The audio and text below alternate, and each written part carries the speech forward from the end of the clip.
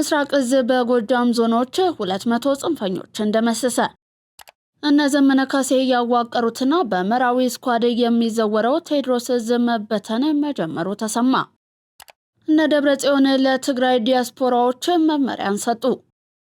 የኤርትራው ፕሬዝዳንት ኢሳያስ አፈወርቂ ወደ ሳውዲ ሲያቀኑ የሚያሳየው ምስል ፎቶሾፕ መደረጉን የሚገልጹ ጥያቄዎች መውጣታቸውን ተከትሎ ጉዳዩ መነጋገሪያ ሆኗል። ምስሉ እውነት ፎቶሾፕ ነው?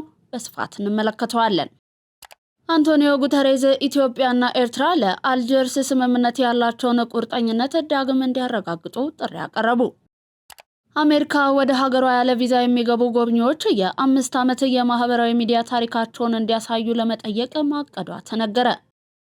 ሰላምና ጤና በያላችሁበት ተመኘን። የተወደዳችሁ የመሃል ሚዲያ አድማጭ ተመልካቾቻችን እንደምንውላችኋል።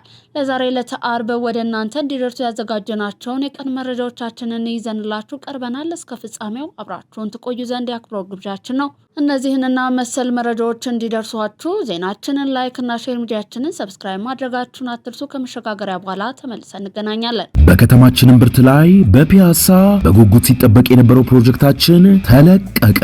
አመቺ በሆነ አከፋፈልና ጥራታቸውን በጠበቁ የግንባታ ቴክኖሎጂ እስከ 30% በሚደርስ የዋጋ ቅናሽ ስናቀርብላችሁ በደስታ ነው። አፓርትመንቶቻችን ከባለ 1 መኝታ እስከ ባለ 3 መኝታ ሲሆኑ ለአጭር ጊዜ ብቻ በሚቆይ የማስታወቂያ ዋጋ ማለትም ከ441 ሺህ ብር ቅድመ ክፍያ ጀምሮ ለሽያጭ አቅርበናል። የባንክ ብድር ለምትፈልጉ ደንበኞቻችን እንዲሁ አመቻችተን እንጠብቆታለን። አፓርትመንቶቻችን በውስጣቸው በቂ መኪና ማቆሚያ፣ አውቶማቲክ ጄኔሬተር፣ የመዋኛ ገንዳ፣ ቴራስ ወይም ሰገነት እንዲሁም በቅርብ ርቀት በሚገኙ መናፈሻዎች የተከበቡና ያሸበረቁ ናቸው። ለበለጠ መረጃ ከታች ባለው ስልክ ይደውሉ። ምስራቅ እዝ በጎጃም ዞኖች 200 ጽንፈኞችን ደመሰሰ። ምስራቅ እዝ በጎጃም ዞኖች የሚያደርገውን ሕግ የማስከበር ዘመቻ አጠናክሮ በመቀጠል 200 ጽንፈኞችን ሲደመስስ 53 አቁስሏል። 82 ሚሜ ሞርተርን ማርኳል። ምስራቅ እዝ ከህዳር 18 እስከ ህዳር 30 ቀን 2018 ዓ.ም ባደረገው የተቀናጀ ስምሪት በባህር ዳር፣ በሰሜን ጎጃም፣ በአዊና በምዕራብ ጎጃም ወረዳዎች እንዲሁም ቀበሌዎች ተሰግስጎ የህዝብን ሰላም ሲያደፈርስ፣ ሲዘርፍ እንዲሁም ሲያወድም የነበረ ኃይልን የገባበት ገብቶ በመምታት ከፍተኛ ሰብአዊና ማቴሪያላዊ ጉዳትን አድርሶበታል። የእዙ ሰራዊት ባደረገው ፈጣን ተነቃናቂ እንዲሁም ስውር ኦፕሬሽን ከተደመሰሱት 200 በተጨማሪ 53 ጽንፈኞች ቆስለዋል። 41 ተማርከው ተይዟል። 19 እጃቸውን ሰጥተዋል። 37 ደግሞ በምህረት ገብተዋል። ምስራቅ እዝ በቀጠናው ከሚገኘው ከአማራ ክልል የጸጥታ ኃይል ጋር በመጣመር በወሰደው ተከታታይ እርምጃ ጽንፈኛውን ተስፋ ያስቆረጡ ምቶችን አሳርፎበታል። በዚህም ሰላም የሚያውከው ጽንፈኛ ታጥቋቸው የነበሩ 174 ኤኬኤም ክላሽ፣ 191 የቃታ ጠመንጃ፣ 6 ቺቺ፣ 14 ሽጉጥ፣ 15 ቦምብ እንዲሁም 14 ሊፈነዱ የተዘጋጁ ፈንጂዎች በቁጥጥር ስር ውለዋል። በተለይም ጫቱ አርካ በተባለ ቦታ ላይ በተደረገው ኦፕሬሽን ጽንፈኛው ይመጣብኛል ብሎ ባልጠበቀው ቦታ ሰራዊታችን ስውርነትን ተጠቅሞ በሌሊት ተጉዞ ሞርተር ያለበት ቦታ ከቦ በመደቆስ 82 ሚሜ ሞርተር እንደተጠመደ መማረክ ችሏል። ከሞርተሩ ጋር 2 ትንቡላ ከነ አባሪዎቹ በቁጥጥር ስር ውለዋል። ከዚህ በተጨማሪም 706 የተለያዩ ተተኳሾች፣ 1 የጦር ሜዳ መነጽር፣ 6 የመገናኛ ሬዲዮ፣ 3 ጄኔሬተሮች፣ 130 ኩንታል ለቀለብ አከማችቶ የነበረ እህል ተይዟል። በተጨማሪም የጠላት ቀለብ፣ የሎጂስቲክስ ንብረት እንዲሁም በርካታ የምግብ ማብሰያ ቁሳቁሶችና የተለያዩ መድኃኒቶች ወድመዋል። ጽንፈኛው ሲገለገልባቸው የነበሩ 66 ሞተር ሳይክሎች በወገን ከበባ ውስጥ መሆኑን ሲያውቅም አውድሟቸዋል። የእዙ ኮር ባደረጉት የተጠና ስምሪት በእነርሱ አስተያየም መለስ የተባለ የጽንፈኛው ሻለቃ አመራር፣ አምላኩ ገሉ የተባለ የጣናው መብረቅ ብርጌድ አመራር፣ አስማረ ተፈራ የተባለ የአስኑራ አካባቢ የጽንፈኛው አስተዳደርና የሎጂስቲክስ አቅራቢና ዋና አስተባባሪ አመራር የነበረ ተደምስሰዋል። ጽንፈኛውና ዘራፊው ቡድን የደረሰበትን ምት መቋቋም ስላቃተው የታጠቀውን መሳሪያ በየጥሻው እየጣለ ከመሞት መሰንበት በሚል እየተባታተነ እንዲሁም እጅ እየሰጠ ይገኛል። በዚህም ባለፉት 13 ቀናት ብቻ 56 ጽንፈኞች እጃቸውን ለመንግስት ሰጥተዋል። ምስራቅ እዝ ባደረጋቸው የጸረ ሽምቅ ኦፕሬሽኖች የባንዳዎችን ተልዕኮ እያከሸፈ ወደ ህዝብ ለጥፋት እየተሰነዘሩ እጆችን እየቆረጠ ይገኛል። በአንጻሩ የጽንፈኛው አመራሮች ከጎረቤት ሀገር ድንበር ላይ ሆነው መሬት ላይ የሌላቸውን ታጣቂ እንዳላቸው በማስመሰል አሁንም የጥፋት ነጋሪት እየጎሰሙ ይገኛሉ። ህዝባችን ይህንን መሰሪ ፕሮፓጋንዳ ወደ ጎን በመተው ሰላሙ ዘላቂ እንዲሆን ዘብ መቆም ይጠበቅበታል። የምስራቅ እዝ የጎጃም ሰላም ለማረጋገጥ የተሰጠውን ህገ መንግስታዊ ተልዕኮ በብቃት እየተወጣም ይገኛል። የህብረተሰቡን ሰላም ወደ ነበረበት ለመመለስ በሚያደርገው እንቅስቃሴ ለሰላም ጠንቅ የሆኑ ዘራፊዎችን እየገቡበት ገብቶ እያደነ ህግ ማስከበሩን የሚቀጥልበት ይሆናል። እነ ዘመነ ካሴ ያዋቀሩትና በመራዊ ስኳድ የሚዘወረው ቴዎድሮስ እዝ መበተን መጀመሩ ተሰማ። ዘመነ ካሴና የመራዊ ስኳድ ለዶላር መቀፊያና የጎጥ አጀንዳ ማስፈጸሚያ ያደራጁት ሰራዊት እውነቱን እያወቀ በመምጣቱ ለመበተን መገደዱ ተገልጿል። የካፒቴን ማስረሻ ሰጤን መግባትን ተከትሎ ሰራዊቱ የወጣንለት ጥያቄ በሰላማዊ አማራጭ የሚፈታ መንገድ ከተመቻቸ የህዝባችንን ሰላም እጦትና መከራ ለምን እናራዝማለን እያለ በመድረክ መሞገትም ጀምሯል።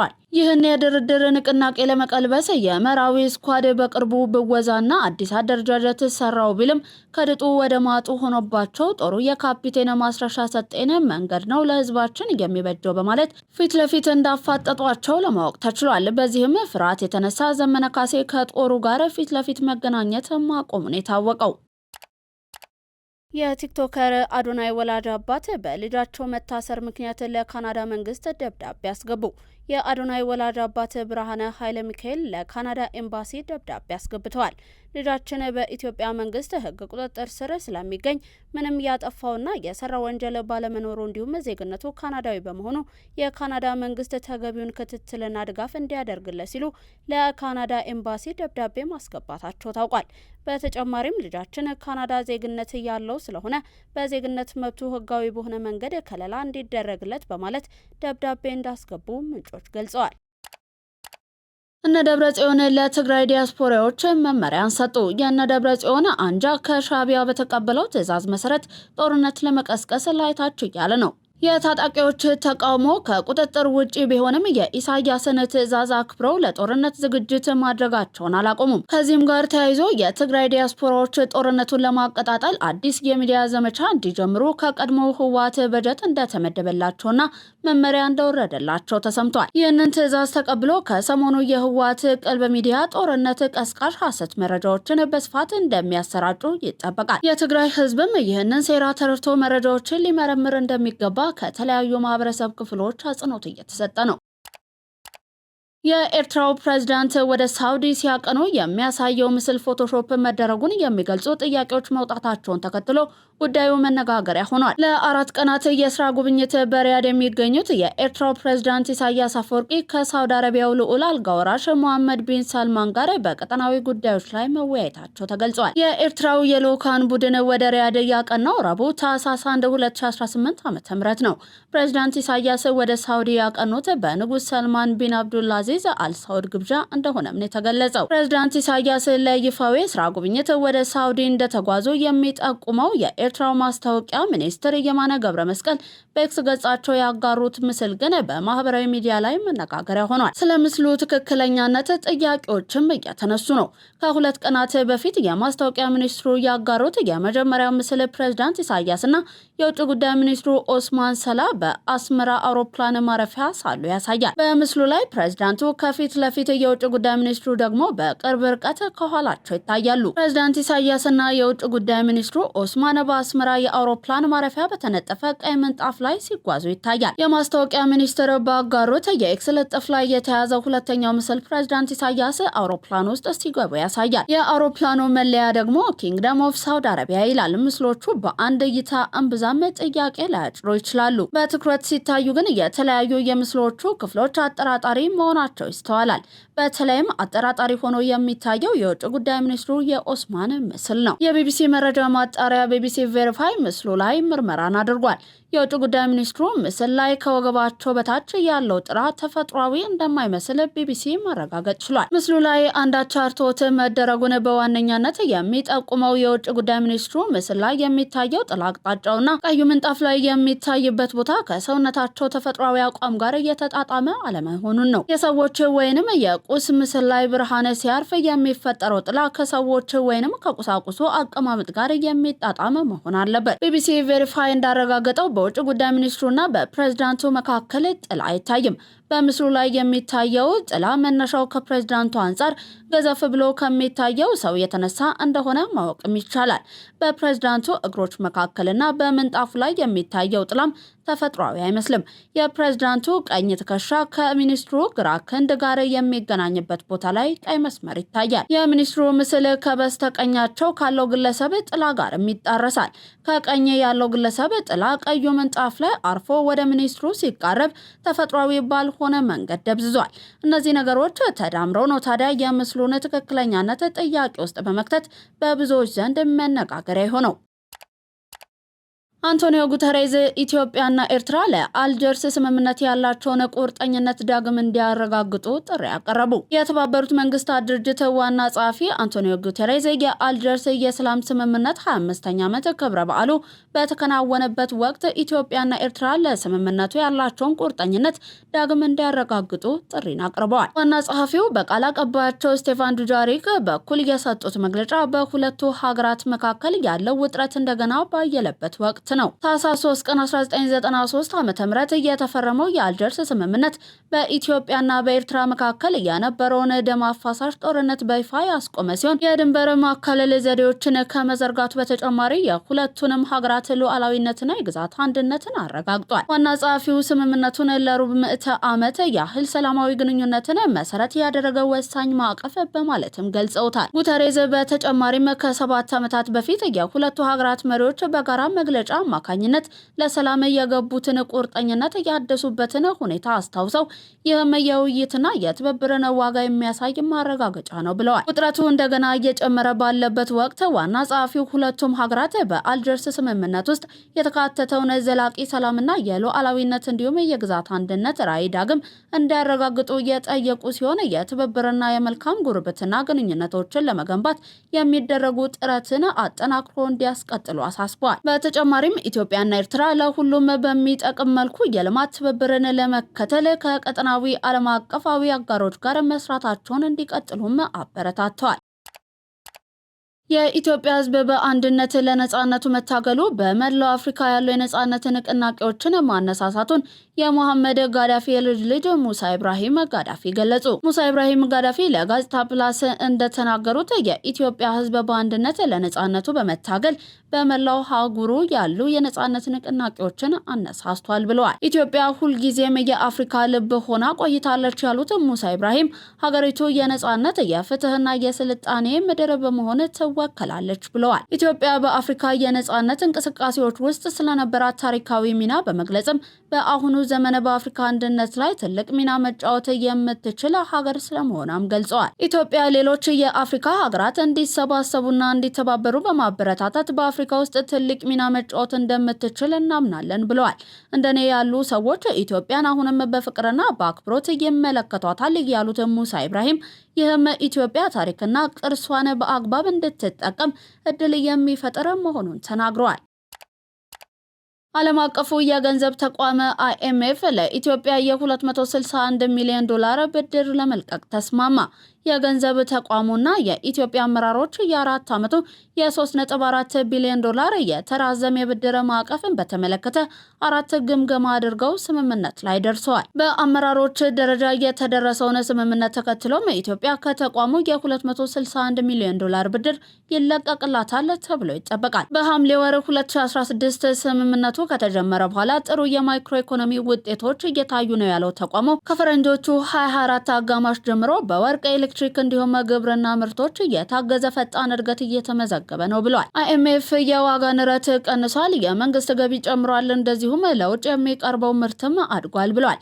ጠንካራ የገንዘብ ፖሊሲ የዋጋ መረጋጋትን ለማምጣት ቁልፍ ነው ያለው የገንዘብ ተቋሙ የውጭ ምንዛሬ ገበያው ላይ ውድድርና አገልግሎትን ለማሻሻል ቀሪ ስራዎች ያስፈልጋሉ ብሏል። የገንዘብ ተቋሙ የ$261 ሚሊዮን ብድር የሚለቀቀው የተቋሙ ቦርድ ሲያጸድቀው ሲሆን ብድሩ በቦርዱ ጸድቆ ሲለቀቅ በዚህ የብድር ማዕቀፍ ስር ለኢትዮጵያ እስካሁን የተሰጣት ብድርም $2.134 ቢሊዮን ያደርሰዋል ብሏል። ሀገራዊ ምክክሩ በዘመናት መካከል አንድ ጊዜ ብቻ የሚገኝ እድል በመሆኑ ለስኬቱ ያለ ልዩነት ልንረባረብ ይገባል ሲሉ የህዝብ ተወካዮች ምክር ቤት አስታወቀ። የኢትዮጵያ ሀገራዊ ምክክር ኮሚሽን የሀገራዊ ምክክር ጉባኤን ለመጀመር የሚያስችለውን ዝግጅት እያጠናቀቀ እንደሚገኝ በህዝብ ተወካዮች ምክር ቤት በተደረገ ውይይት ተገልጿል። በውይይቱ የትግራይ ክልልን ጨምሮ አንዳንድ ቀሪ ተግባራትን ፈጥኖ በማጠናቀቅ ሀገራዊ የምክክር ጉባኤ በአጭር ጊዜ ማስጀመር በሚቻልባቸው ጉዳዮች ዙሪያ ሰፊ ምክክር ተደርጓል። በትግራይ ክልል ወደ ምክክር ለመግባት የሚያስችሉ የቅድመ ዝግጅት ስራዎች በተደራጀ መንገድ መከናወናቸውን ጊዜያዊ አስተዳደሩና ሌሎች ባለድርሻ አካላትን ያሳተፉ የተለያዩ የቅድመ አጀንዳ ማሰባሰቢያ መድረኮች መካሄዳቸውንና ከመድረኮቹም ጠቃሚ ግብዓቶች መገኘታቸው ተነስቷል። በክልሉ አጀንዳ በማሰባሰብ እንዲሁም የሀገራዊ ምክክር ጉባኤ ተሳታፊዎችን በማስመረጥ ምክክሩን ምሉ ለማድረግ የክልሉን ነባራዊ ሁኔታ ከግምት እያስገባ ስነ ዘዴን በመጠቀም ቀሪ ስራዎችን ማጠናቀቅ እንዲቻል በሀገራዊ ምክክር ኮሚሽን ከመግባባት ላይ መደረሱም ተገልጿል። በዚህም መላው የትግራይ ህዝብ በክልሉ የሚንቀሳቀሱ የፖለቲካ ፓርቲዎች፣ ምሁራን፣ የሲቪል ማህበረሰብ ድርጅቶችና የሚመለከታቸው ባለድርሻ አካላት ኮሚሽኑ በትግራይ ክልል ለሚያከናውነው አጀንዳ የማሰባሰብና የጉባኤ ተሳታፊዎችን የማስመረጥ ስራ የበኩላቸውን ቀና ትብብር እንዲያደርጉ መልእክት ተላልፏል። የሀገራዊ ምክክር ጉባኤው ታሪካዊ፣ ከአንድ ትውልድ እየተሻገረ፣ ከአንድ ፓርቲና ከአንድ ስርዓት በላይ ከፍ ያለ፣ በዘመናት መካከል አንድ ጊዜ ብቻ የሚገኝ እድል እንዲሁም ወሳኝ ምዕራፍ መሆኑን የገለጸው ምክር ቤቱ መላው ኢትዮጵያውያን ለሀገራዊ ምክክሩ ስኬት ያለ ልዩነት እንዲረባረቡ መልእክትን አስተላልፏል። የሰላም በሩ ዛሬም ክፍት እንደሆነ በመግለጽም ማንኛውም የፖለቲካ ጥያቄ አለኝ የሚል አካልና በተለያዩ አካባቢዎች በግጭት ውስጥ የሚገኙ የታጠቁ ኃይሎችም ጭምር በሰላማዊ መልኩ ጥያቄያቸውን በአጀንዳነት ለምክክር ኮሚሽኑ እንዲያቀርቡ በድጋሚ ጥሪ ቀርቧል። የቆየውን ኋላ ቀር የፖለቲካ ባህላችንን ከመሰረቱ ለመቀየር የተጀመረው ጥረት ተጠናክሮ እንዲቀጥልና የሀገራዊ ምክክር ጉባኤው በስኬት እንዲጠናቀቁ ሁሉም የበኩሉን አዎንታዊ ሚና እንዲጫወት ጥሪ በማስተላለፍ ምክር ቤቱ ውይይቱን አጠናቋል። በውይይቱ ላይ የኢፌዴሪ የህዝብ ተወካዮች ምክር ቤት አፈ ጉባኤ፣ ምክትል አፈ ጉባኤ፣ የመንግስት ዋና ተጠሪ ሚኒስትር፣ የሀገራዊ ምክክር ኮሚሽን ዋናና ምክትልን ጨምሮ ሁሉም የኮሚሽነሮች፣ የዲሞክራሲ ጉዳዮች ቋሚ ኮሚቴ አመራሮችና ሌሎች ባለድርሻ አካላት ተሳትፈዋል። ሙስናን የሚጠየፍ ማህበረሰብን ለመፍጠር ሁሉም የበኩሉን ሚና ሊወጣ ይገባል ሲሉ ከንቲባ አዳነች አቤቤ ገለጹ። የአዲስ አበባ ከተማ አስተዳደር ከንቲባ አዳነች አቤቤ ሙስናን የመከላከል ትግልን ሁሉም ህብረተሰብና ተቋማት በባለቤትነት ሊይዙት ይገባል ብለዋል። ትውልድን በስነ ምግባር ተቋምን በአሰራር በሚል መሪ ሀሳብ 22ኛው ዓለም አቀፍ የጸረ ሙስና ቀን በአዲስ አበባ ከተማ ደረጃ በዛሬው ዕለት ተከብሯል። ከንቲባ አዳነች በዚህ ወቅት እንዳሉት ባለፉት የለውጥ ዓመታት ብሔራዊ አጀንዳ አድርገን እያፋፋምነውን የጸረ ሙስና ትግል ከዚህ ቀደም የነበረውን አስከፊ መንግስታዊ የተደራጀ ሌብነትን ማስቀረት እንችላል።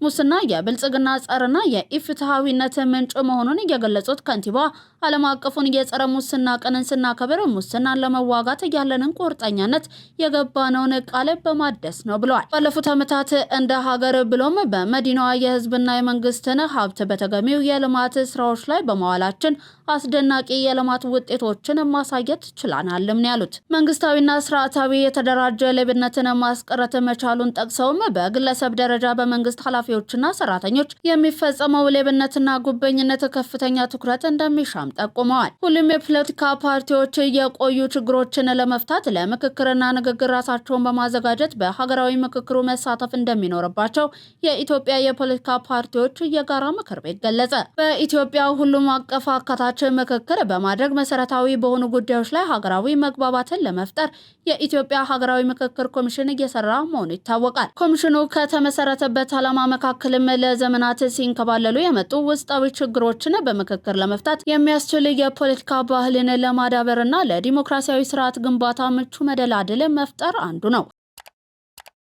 የኢትዮጵያ የፖለቲካ ፓርቲዎች የጋራ ምክር ቤት ሰብሳቢ ሰለሞን አየለ ከኢትዮጵያ ዜና አገልግሎት ጋር ባደረጉት ቆይታ እንደገለጹት ክልላዊም ሆነ ሀገራዊ የፖለቲካ ፓርቲዎችን ለማካሄድ በታሰበው ሀገራዊ ምክክር ላይ ተሳትፎ በማድረግ ህብረተሰቡ የሚያነሳቸውን ችግሮች ለመፍታት የላቀ አስተዋጽኦ ማበርከት ይጠበቅባቸዋል ብለዋል። በተመሳሳይም ሌሎችም ይህንን አርአያ በመከተል ለውይይትና ለንግግር ራሳቸውን ማዘጋጀት እንደሚገባቸውም ነው ያነሱት። የኢትዮጵያ የፖለቲካ ፓርቲዎች የጋራ ምክር ቤት ከ60 በላይ የሚሆኑ ክልላዊና ሀገራዊ ፓርቲዎችን ያቀፈ ነው። እየተመለከታችሁ የምትገኙት ለዛሬ ለታርቦ ወደ እናንተ እንዲደርሱ ከመሃል ሚዲያ የተዘጋጁትን የቀን መረጃዎቻችንን ነው። ከባህር ማዶ ያዝናችሁ አለፍን። አሜሪካ ወደ ሀገሯ ያለ ቪዛ የሚገቡ ጎብኚዎች የ5 ዓመት ማህበራዊ ሚዲያ ታሪካቸውን እንዲያሳዩ ለመጠየቅ ማቀዷ ተነገረ። ወደ አሜሪካ ያለ ቪዛ መግባት የሚችሉ ጎብኚዎች የማህበራዊ ሚዲያ ተግባራቸውን፣ የኢሜል አካውንታቸውንና የቤተሰብ ታሪካቸውን ለመጠየቅ ማቀዱ ተሰምቷል። ከነዚህም ያለ ቪዛ ወደ አሜሪካ መግባት ከሚችሉ ሀገራት የሚመጡ መንገደኞች የ5 ዓመት የማህበራዊ ሚዲያ ታሪካቸው ሲታይ የሀገራቱ ቁጥር እንግሊዝ፣ ጀርመን፣ ኳታር፣ እስራኤልና ጃፓንን ጨምሮ 42 መሆኑ ተዘግቧል። በተጨማሪም ጎብኚዎቹ ባለፉት 5 ዓመታት እየተጠቀሙት የስልክ ቁጥርና ባለፉት 10 ዓመታት እየተጠቀሟቸውን የኢሜል አድራሻዎችን ማሳወቅ ይጠበቅባቸዋል። ጎብኚዎቹ ከእነዚህ መረጃዎች በተጨማሪነትም እንደ አሻራና ዲኤንኤ ያሉ የባዮሜትሪክ መረጃዎችን እንዲያቀርቡ ታቅዷል። በቪዛ ወደ አሜሪካ በሚመጡ ሰዎች ላይ የማህበራዊ ሚዲያ መረጃዎቻቸውን እንዲያቀርቡ መደረግ መጀመሩ የሚታወስ ሲሆን ያለ ቪዛ የሚገቡትን በተመለከተ የወጣው ፖሊሲ ላይ በሚቀጥሉት 2 ወራት ውስጥ ሀሳብ ያላቸው ዜጎች ሀሳባቸውን እንዲሰጡ ተጠይቋል። ዘገባው የአልጀዚራ ነው። የተወደዳችሁ የመሃል ሚዲያ አድማጭ ተመልካቾቻችን ለዛሬ ለታርቦ ወደ እናንተ እንዲደርስ ያዘጋጀናቸው የቀን መረጃዎቻችን አበቁ። አብራችሁን ስለነበራችሁ እናመሰግናለን። ዜናውን ላይክ እና ሼር፣ ሚዲያችንን ሰብስክራይብ ማድረጋችሁን አትርሱ። ቀናይ ቀንን ተመኘን።